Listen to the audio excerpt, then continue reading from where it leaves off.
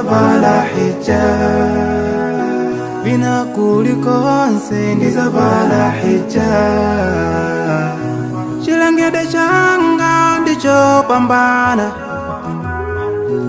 anandilenga mauka daulo ine. Ndipo ndisaname thupi langa ndiloposa golide. Kupambana kwa ine ndikoposa silver. Ndimalandila ine.